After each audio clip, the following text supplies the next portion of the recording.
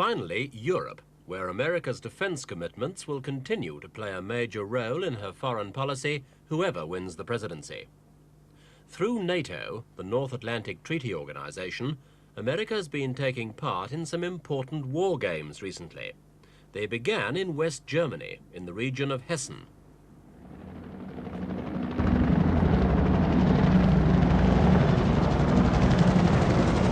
NATO's readiness is tested every year, a continuing series of military exercises that goes under the name of Reforger. This operation, called Gordian Shield, took place over the rich farmland of Hessen in early September.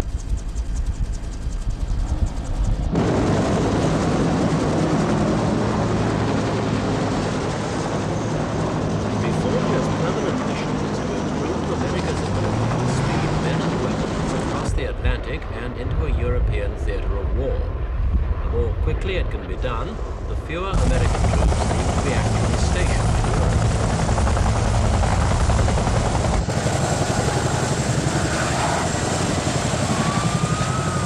Operation Gordian Shield involved nearly 50,000 troops, most of them from the American 8th Infantry and the 101st Airborne Cavalry. Also taking part in the exercise were troops from Belgium and West Germany, with a very small contingent from France. They were divided into blue and orange forces, with blue adopting the present NATO posture in West Germany, and orange representing a supposed enemy attacking from the east.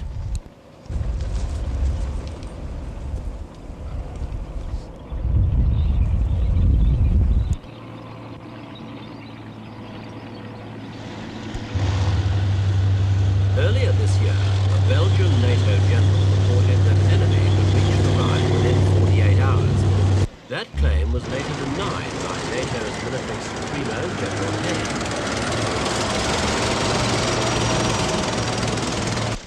But in Operation attacking forces were instructed to use techniques to Warsaw Pact armies.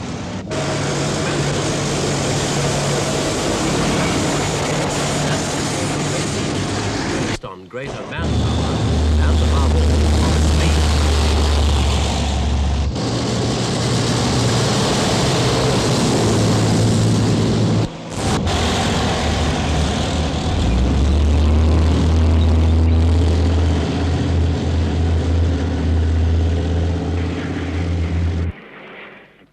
Even as the NATO exercise was ending, defense chiefs of the Warsaw Pact nations were inspecting their scenario for a war game which took place in Poland.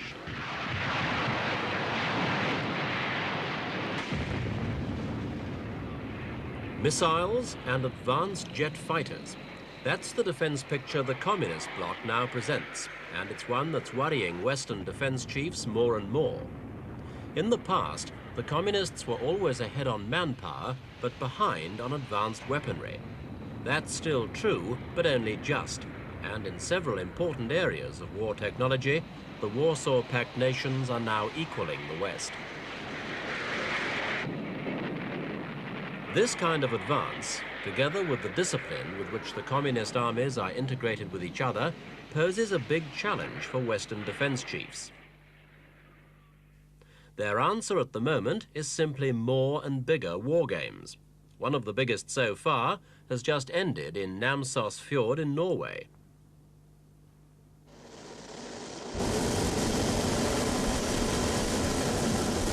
This peaceful beach was the landing point for a rescue force of nearly 7,000 troops from Britain, America and Holland. They and their equipment had been brought in a variety of vessels. Some British Marines even had to travel by car ferry because cuts in the defense budget had deprived them of some commando support ships. The exercise assumed friendly blue forces had been encircled by forces invading from the Baltic. It was up to the Marines to come to the rescue.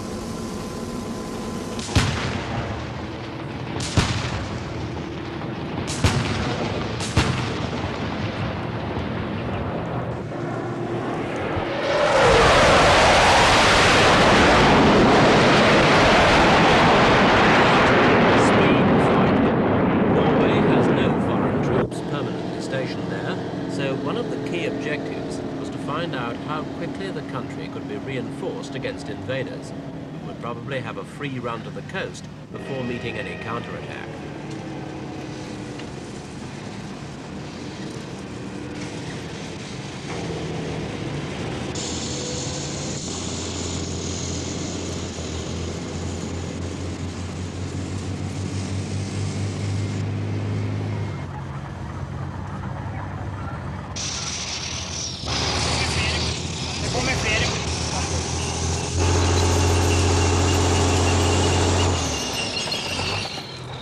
The operation was codenamed Teamwork 76, a good description since it involved a total force of 80,000 troops from 10 nations.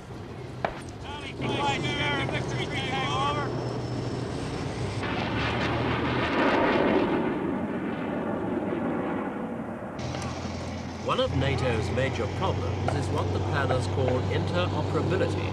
In other words, getting the various member armies to work smoothly together and not as separate units. This, in fact, is one of the main reasons why all NATO exercises this autumn, from Norway to Turkey, have been directly linked together for the first time. The concept has been given the name Autumn Forge.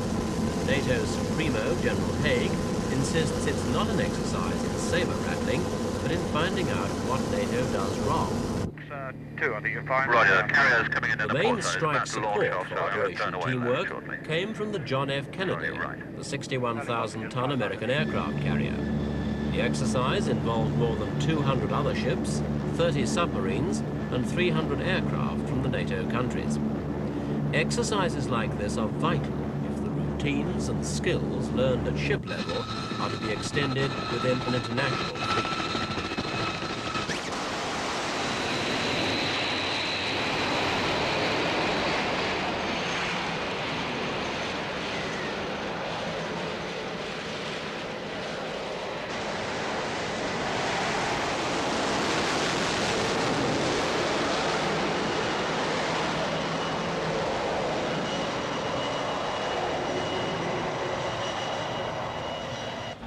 The Russians described the whole operation as aggressive and turned down an invitation to attend as observers.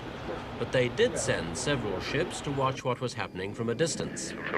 This is a Cresta Class II, 9,000 tons, and the vessel is itself of considerable interest to Western observers, since it's one of the Soviet Navy's most modern missile cruisers.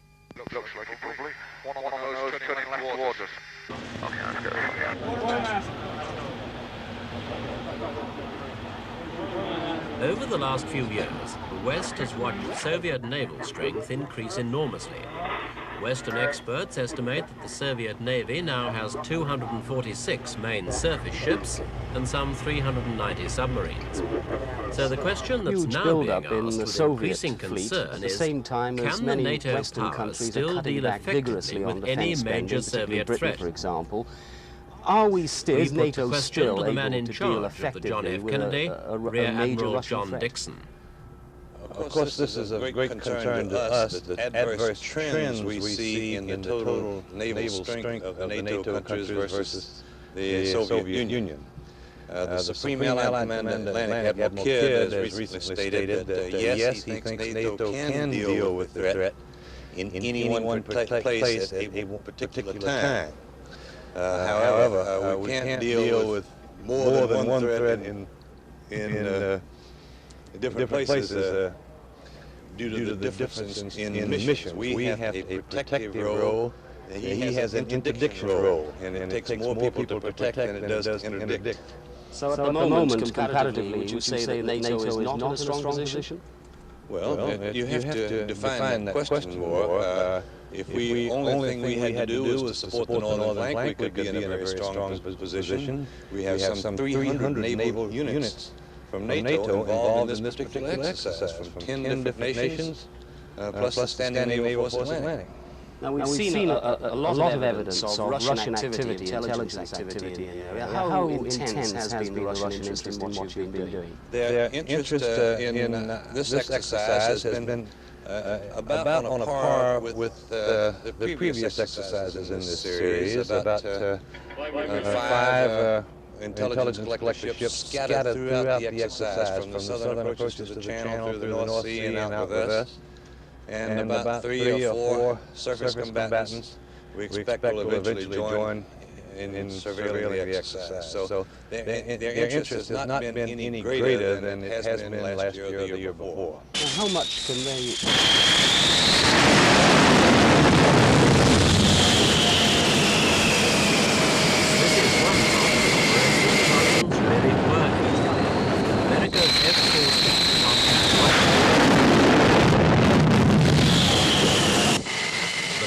Tomcats are so special that some of their equipment isn't even sold to America's allies.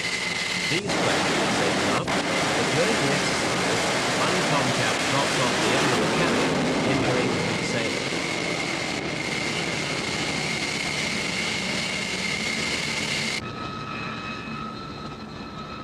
The loss of the Tomcat brought the total damages to over $80 million.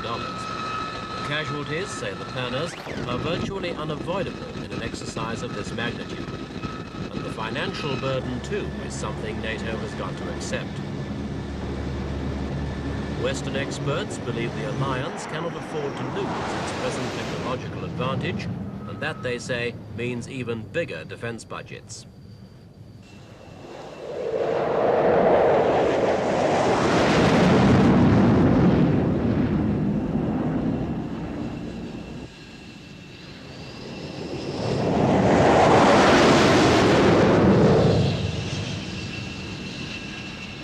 Teamwork 76 took 2 years to plan and 10 days to carry out. It will now take months of computer analysis to find out just where the money goes next.